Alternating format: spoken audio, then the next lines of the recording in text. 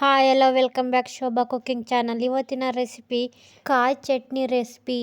ತುಂಬಾ ಟೇಸ್ಟಿಯಾಗಿ ಕ್ವಿಕ್ಕಾಗಿ ಹೇಗೆ ಮಾಡೋದು ಅಂತ ನೋಡೋಣವಾ. ಇಡ್ಲಿ ದೋಸೆಗೆ ಸೂಪರ್ ಕಾಂಬಿನೇಷನ್. ತುಂಬಾ ಟೇಸ್ಟಿಯಾಗಿ ಹೇಗೆ ಮಾಡೋದು ಅಂತ ನೋಡೋಣವಾ.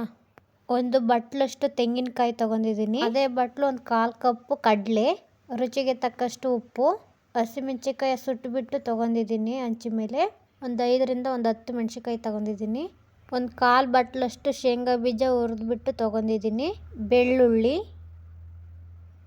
ಒಂದು ಇಡೀ ಕೊತ್ತಂಬರಿ ಸೊಪ್ಪು, ಇಷ್ಟನ್ನು ಹಾಕಿ ನೀಟಾಗಿ ರುಬ್ಕೋಬೇಕು. ಸ್ವಲ್ಪ ನೀರು ಹಾಕ್ಬಿಟ್ಟು ಇಷ್ಟನ್ನು ಹಾಕಿ ಚೆನ್ನಾಗಿ ಗ್ರೈಂಡ್ ಮಾಡ್ಕೋಬೇಕು.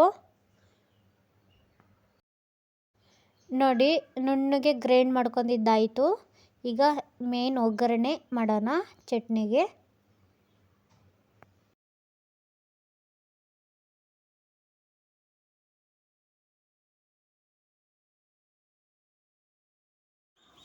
ಒಗ್ಗರಣೆಗೆ ಒಂದು 2 ಸ್ಪೂನ್ ಎಣ್ಣೆ ಚೆನ್ನಾಗಿ ಬಿಸಿಯಾಗಿದೆ.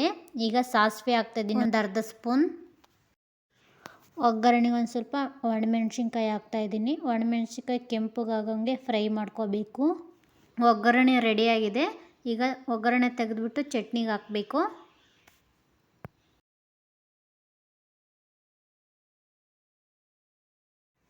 ಈ ಥರ ಒಮ್ಮೆ ಟ್ರೈ ಮಾಡಿ ಚಟ್ನಿಯ. ತುಂಬಾ ಟೇಸ್ಟಿಯಾಗಿರ್ತೈತೆ, ಹಾಗೆ ತುಂಬಾ ಸುಲಭವಾಗಿ ಕೂಡ ಮಾಡ್ಕೋಬೋದು.